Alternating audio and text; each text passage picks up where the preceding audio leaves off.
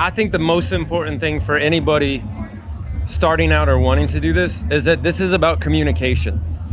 You know what I mean? It's not about who has the biggest bus or the biggest amp or the most money or the biggest fucking house or the biggest hit record or the most gold records, right? What it is about communicating. Like, this is guttural. When you go to a show in a basement and you're sweating and you're pouring and you're crying and you just feel it, or you're in a stadium and you're watching something and you feel it, that's the communication. That's the only thing that matters. That's it. And a guitar at 2,000 Trees. I'm here with Sparta. Guys, how are Hello, you? how are you? Very well, thank you. Very hot. Are you surviving okay? Well, we're from Texas, so we're okay. What's been a highlight of the year so far for you guys? So we're actually like in an off cycle, so this is kind of a one-off thing for us. Nice. We just finished making a record that is getting mixed right now, and so we're sort of 26 will be our festival year. The lead times are kind of insane on albums these days, aren't they? Yeah. It's So all fresh for you guys. We're like we're right in the middle of it. I know we can't say a lot, but that's just kind of where we're at right now. We've done like a little bit of touring this year. And mostly just writing songs and making a record. And well, that's an exciting time to ask you guys, therefore, how do your songs generally come about? Obviously, there's no one way that is the way, but... So I think all of us have like I personally have a book and a hard drive that's just kind of filled with junk, and then ideas. You start going through it when you know you're about to make a record, and... It's hot. Thank you. Go for it. Here, now you can talk. Tons of hard drives full of riffs, full of ideas. And when we get together, we can either be like either in a hotel room on tour or someone's hometown. And we just get together and we just start hashing it out. Just start working on things that feel good. Yeah. I think that's a primary thing. It's got to feel good to your ears. I guess that's the best way to say it. Yeah. So, we only have one rule in this band, and that's that it has to be fun. So we've been doing this a really long time, and we've done it through all the peaks and valleys of a career. And I think that if Matt and I have a rule that if it's not fun, we're not going to do it. And that's a really great way to run a band at this age, because we've kind of seen all the shit. You know what I mean? Like, if we've already done it, we're good. We just kind of want to find the sweet spot in this career, which is making records, playing to people, having fun, being chill. It's not a big deal, you know? Absolutely. And when you're with the right people and you've got the right people in your band, that's when easy. it happens, right? Yeah. If you don't have the right people, it's not fun very quickly, and it should be. So that's a very good sign. Absolutely. Good advice. That's great. What kind of stuff are you using in the studio and live? What guitars have you got with you today? What amps? What gear do you? So I play. I'm currently a Fender artist, so I play tellies, but I mod them pretty quickly. Sure. I'm a one pickup guy. Oh, okay. And then I'm kind of been fucking around with some like signal killing buttons, so I can do a little bit of the feedback, you know. Yeah. Cut off switch, and I just made the whole record with the Fender Tone Master, sort of everything in a box. Wow. Okay. Alongside a couple of Voxes. Sure. And about 2 or 3 tellies that are all just different pickups. What draws you to a telly? Unfortunately, I'm pretty much an aesthetics guy, so I play tellies and I play SGs, and I play 335s. Like, I've never played a Strat. I think they're the ugliest guitar ever made. I hate to say it, but only 4 people in the world can play a Strat and look cool. Billy Joe Armstrong, Jimi Hendrix, Stevie Ray Vaughan. Yeah. Who's the 4th one? Nah, he's out, man. I'm trying to think. I mean, Billy Corgan can pull it off. You know, back in the day. I'm just saying, like, it's not. And the only reason, and I don't want to make anyone mad at Fender, the only reason I say it's the ugliest guitar ever made is because I don't look cool playing it. Telecaster came first as well. Yeah. Well, I mean, if I could play a Broadcaster, I would, right? Yeah, Which is the one pickup version, but Indeed. I don't have $1 million or whatever. But yeah, like Les Pauls are too heavy. I've always been like an SG, ES335 Tele guy. So those all have great access higher up the neck and the dusty end as well. Yeah. I honestly don't know how Slash does so much stuff beyond the 12. He's unhuman. That's how. Yeah, he's it's just kind of unhuman. mad. I also think like I'm a rhythm player, so for me, every bell and whistle is really unnecessary. You know what I mean? I'm like Joe Strummer. That's the way. You know what I mean? Oh, the Edge can play a fucking Strat. The Edge can play a Strat. Yeah, true. All right, But he uses everything. He does. Yeah. He uses a delay pedal, and that's all that matters. Yeah, just one, right? Just the one set. Just the one setting. No, I'm a Fender P-Bass guy. I've played them since, I don't know, 95. Still actually have my first P-Bass that I bought at a pawn shop. Wow. Outside of Austin. It's a 1967. Do you remember what the first riff you played on that bass was? Actually, I stood in front of the amp and just hit the E string and stood in front of the amp. That's all you need. That's all I needed. I just kept it would go through the strings and just hit and go. Did your bones Man, rattle? That fucking feels awesome. Like, yeah. And that's what it's all. I mean, you smiled the biggest smile. Yeah, then, and no, you're like, that kind of It is stuff. that visceral. Is that what draws you to kind of real instruments, strings, guitars? Yeah. I mean, as Jim likes to make fun of, it's 4 strings and a dream. So That goes well with 3 chords and the truth, but 4 strings and a dream. Yeah. is So great. like, I feel like I'm like a frustrated guitar player that can't play drums. So there it is. I try That's to pull in a blend of the vocals, guitars, and drums and make a mashup. So yeah. Same question. First riff, if you wouldn't mind. I can't really play riffs. I'm the worst, absolute First song, worst. Then.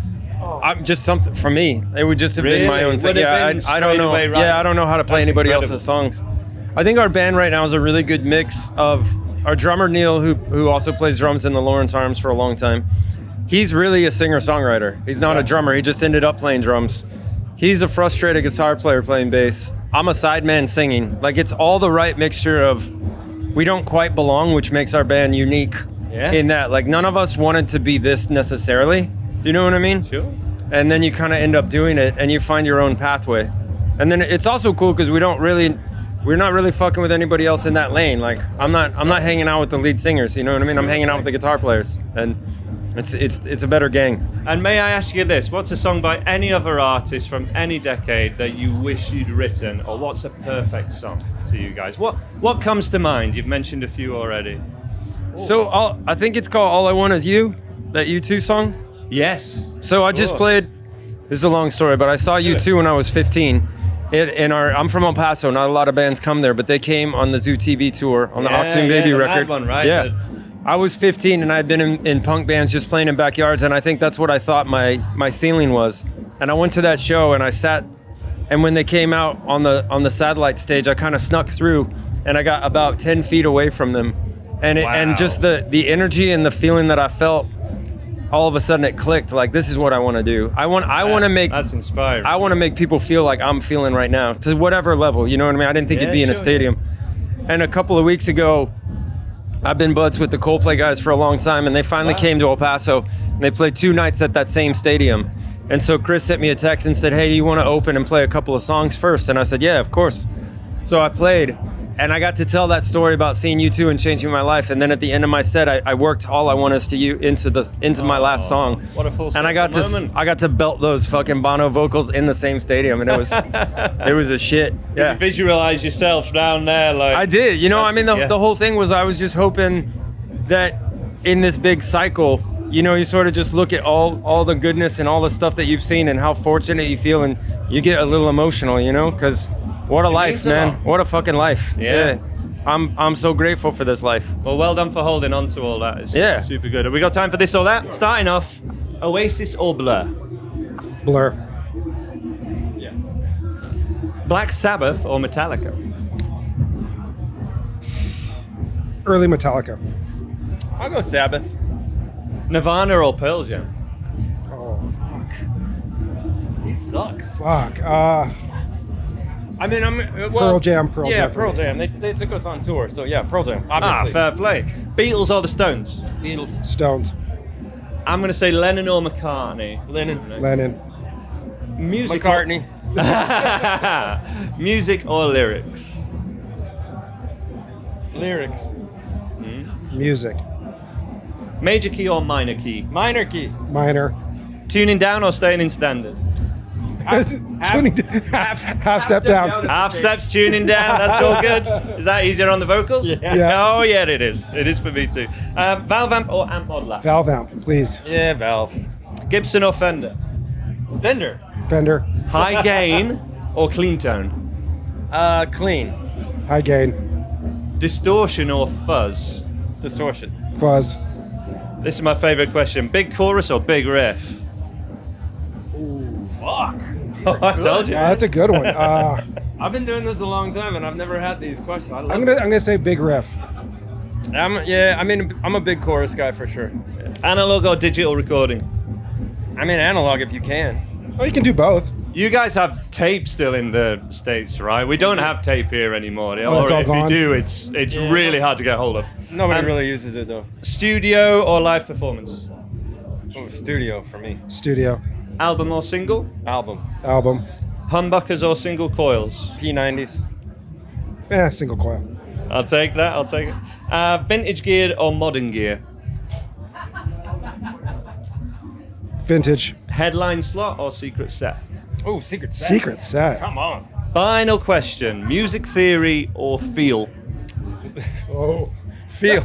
We don't know shit. I don't know anything We anymore. don't know shit about music. You're not the only ones that have said that this weekend, and we have a lot of people watching who probably stop themselves wanting to join a band, write a song because they think they need to know whatever they think music theory actually is. No. What would you say to those people?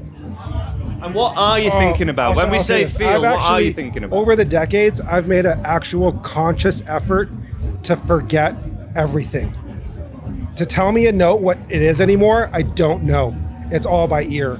And that has to be that way for me. Did you work on that at all? Was there anything? It's taken a long time to learn it, but I feel more comfortable on my instrument than I've ever had in my life.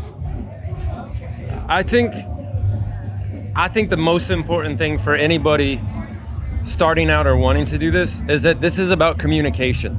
Yeah. You know what I mean? It's not about who has the biggest bus or the biggest amp or the most money or the biggest fucking house or the biggest hit record or the most gold records, right? What it is about communicating. Like, this is guttural. When you go to a show in a basement and you're sweating and you're pouring and you're crying and you just feel it, or you're in a stadium and you're watching something and you feel it, that's the communication. That's the only thing that matters. That's it.